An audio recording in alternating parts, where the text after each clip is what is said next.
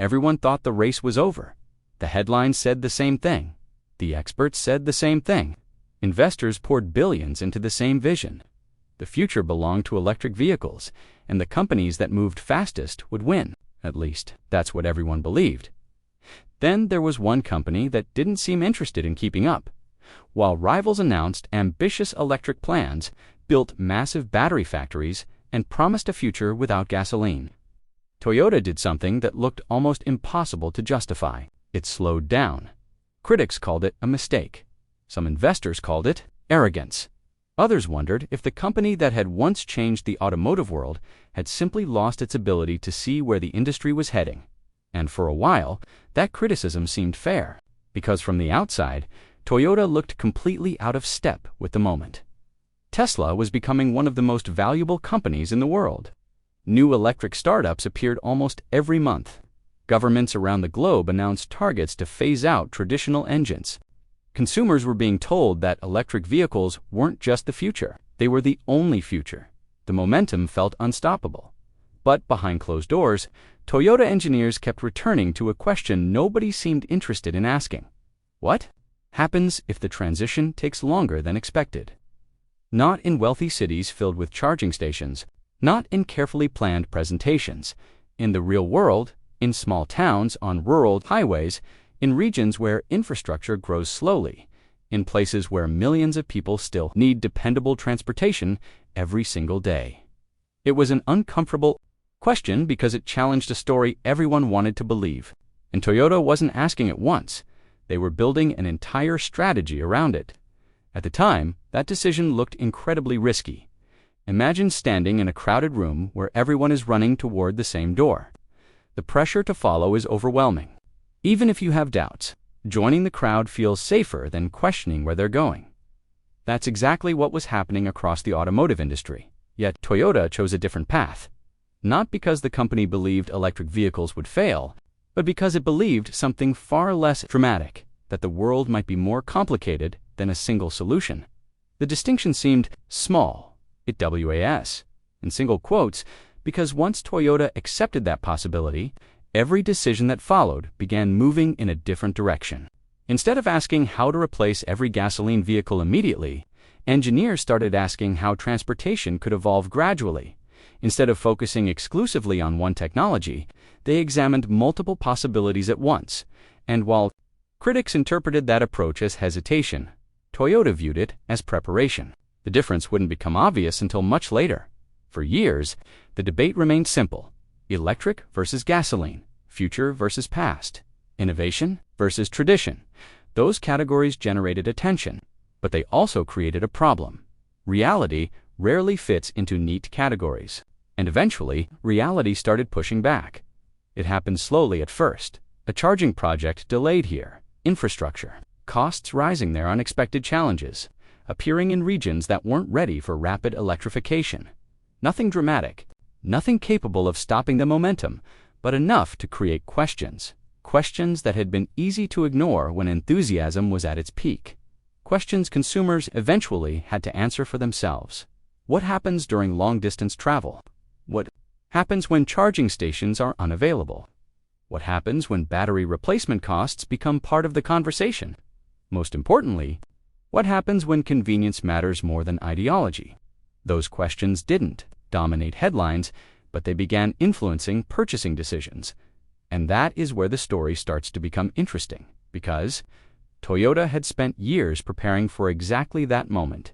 While much of the industry focused on making batteries larger, Toyota engineers became obsessed with a different challenge: making every bit of energy work harder. At first glance, it sounded less exciting. Bigger batteries create impressive numbers. Greater efficiency creates fewer headlines. But Toyota understood something important. Consumers don't buy numbers. They buy experiences.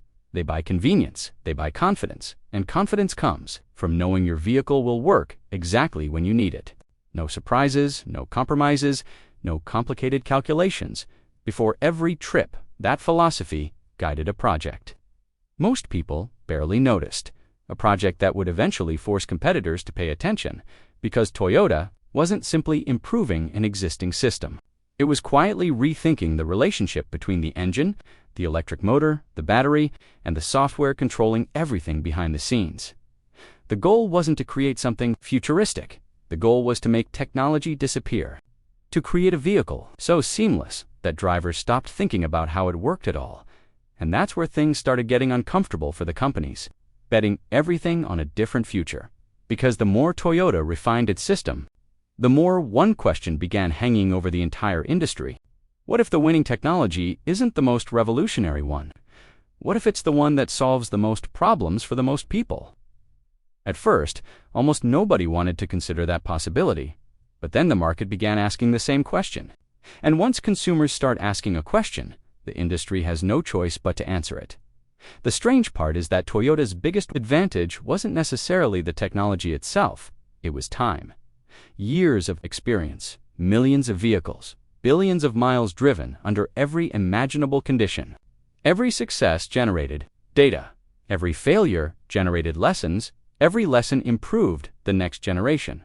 While newer competitors focused on building the future, Toyota had quietly been studying how people actually use their vehicles in the present. That difference may not sound important, but this is where everything starts to change.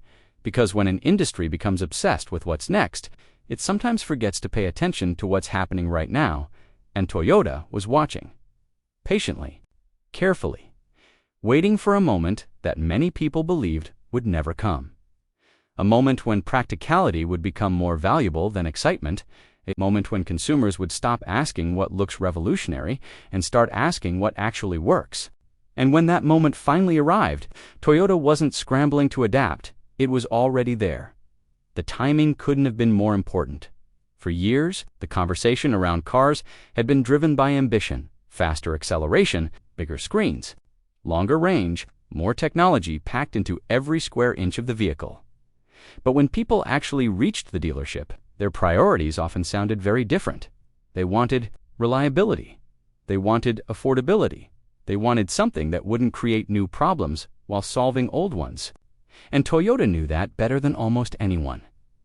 The company had built its reputation by understanding a simple truth that many businesses eventually forget.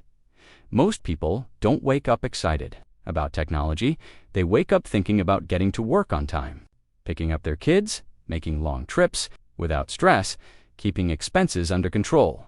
Technology only matters if it makes those things easier.